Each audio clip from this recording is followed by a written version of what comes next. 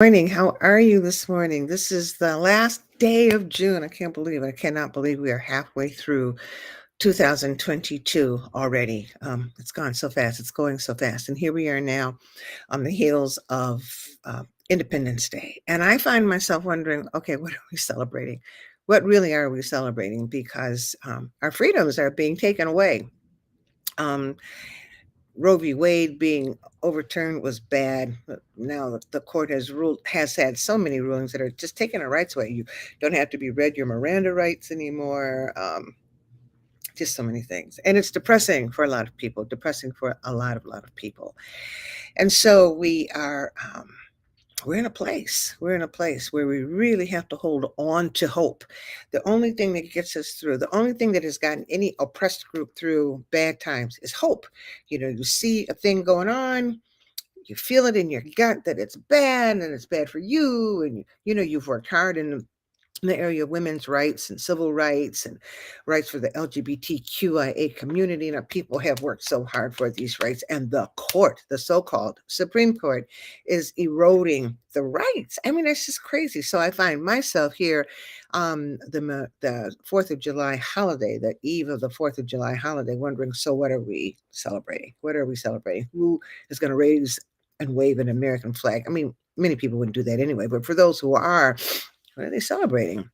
Are they celebrating the demise and the breakdown of the country as we have known it? Are they celebrating the fall of democracy? What are they? What are they celebrating? What is the democracy to them? What is patriotism to them? I don't get it, because I don't think that you can call yourself a patriot and be actively working to throw down a country. I don't believe that. Just like I don't believe you can call yourself a Christian and I follow Jesus the Christ. I am doing some work now. I'm getting ready to teach a class at Memphis Theological Seminary, and I'm doing some work. The good scholar Dr. Alan Busak, has done some really good work, and I'm reading his take on white supremacy as a theology. I just think, oh my gosh, that theology, that white supremacy, and all of its precepts have become like a god for people, and for some people, and so it's very difficult for me to understand what's going on. But we are called to hold on to hope, regardless of what's going on. So every Thursday, I do this book. I ask you to read,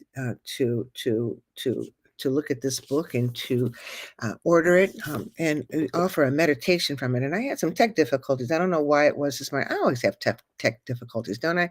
So that's why I look a little bit different today, because I was trying to fix all of that. But I want you to get this book. I hope that you'll do it like a Bible study, or something, or a book study in your groups, to talk about some of those meditations, because I think that they're helpful for what we're going through.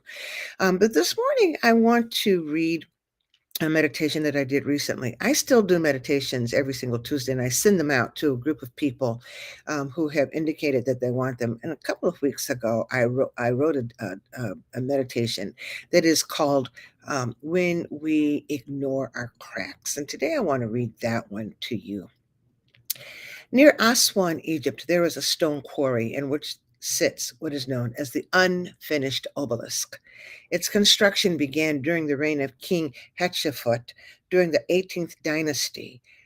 Work on building the obelisk was suspended when workers noticed cracks in the granite that they were using.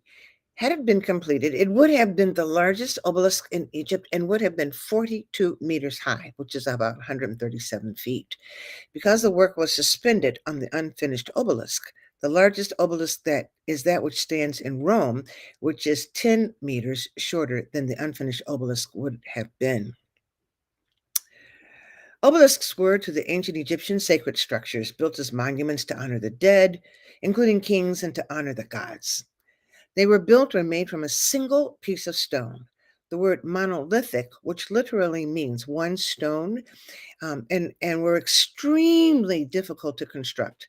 Granite is an extremely hard igneous rock, and the Egyptians had to use dolerite balls to pound the granite into the desired shape.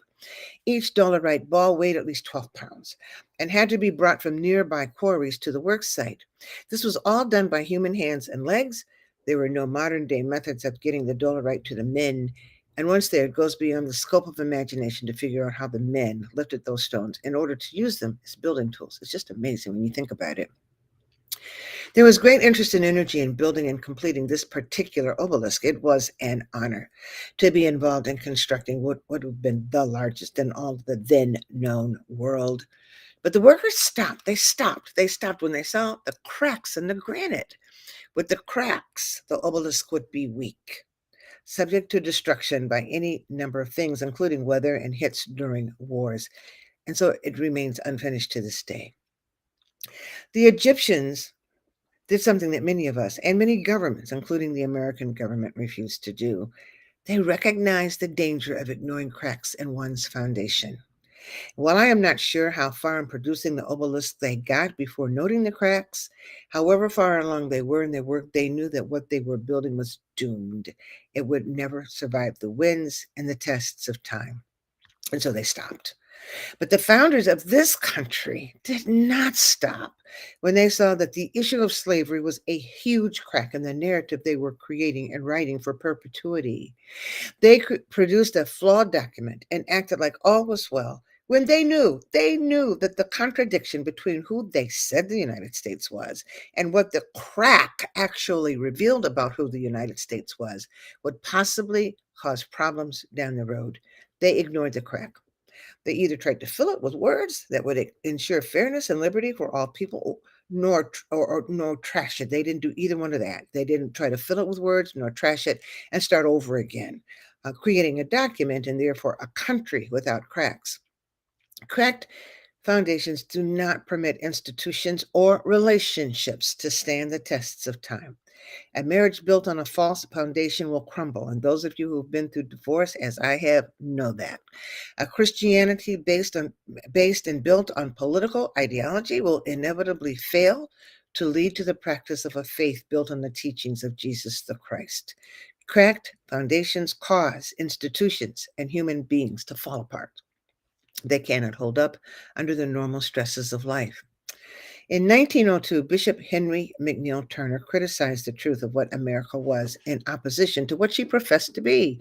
He said, quote, "The United States has the highest form of civilized institutions of any country and enough Bibles to build a pyramid that would reach almost to heaven. But," he says, "no one can say who has any respect for truth that the United States is a civilized nation," end quote. The crack or cracks in this country's foundation will not allow said civilization. And we are seeing now how those cracks are getting wider and wider, leading the country not toward ultimate greatness, but toward a certain fall. The American empire is on a course of self destruction that few want to admit. But in the midst of all of our national political turmoil, perhaps what we should be led to think about is how we as individuals are ignoring our own cracks. Are we our best selves? Or are we something far less because we refuse to see our cracks and attend to them? Are there some of us who will remain, in essence, unfinished because the cracks will prevent the building that we need to be done throughout our entire lives to go forward? Will some of us, maybe too many of us, continue to live lives of quiet desperation, as Henry David Thoreau wrote in Walden? Ironically, the tallest obelisk in the world now is the Washington Monument. Not surprisingly, it was not built from one stone. 36,000 stones were used to build it, and construction was begun in 1848 using enslaved Africans as laborers. Slavery did not end until 1865. And if we recall the words of Bryan Stevenson, who was the founder and executive director of the Equal Justice Initiative, he said, "Slavery never ended, it just evolved." And we're seeing it now. The Washington Monument is but one source of evidence of this country's cracked foundation. As we think about that, may we think about ourselves, the cracks in our own soul foundations, and work to correct and fill the cracks so that we are able to stand the winds and the storms of life. Amen and amen. I hope that meditation resonates with you. It resonated with me. Sometimes I had to crack up because sometimes the stuff I write really resonates with me. Sometimes I really literally have to stop and say, wow, wow. And that was one of them, cracked foundations. We have a cracked foundation in this country, and many of us have cracked souls because of all the stuff that's happened in our lives that we have never, ever attended to and dealt with. So I hope that we'll deal with that. And I hope that we'll think about this over this July 4th holiday. We don't have the option of sitting down and giving up and being discouraged and not working. We have to work harder for the rights, to save the rights that the government and the courts are trying to take away. We have to, as I said in a previous meditation, say to these forces, powers and principalities, you are not the boss of me. And say to these people, like the presidents, like the senators, like those who would be president, you are not God, as Archbishop Desmond Tutu used to say to the rulers of South Africa. We have to make a determination that we will not be a minority-led or a minority ruled country of the very small people of people who do not have our best interests at heart, making our rules and our lives and our laws. So that's my thought for today. I'm sorry I was a little late. Every once in a while, like I said, I struggle with the technology, but God's going to get me. God's going to get me trained really soon, and it'll be better. But in the meantime, thank all of you for joining me this morning. Please share this if you would, and join me next Thursday for a reading from Rest for the Justice Seeking. So take good care. Bye-bye.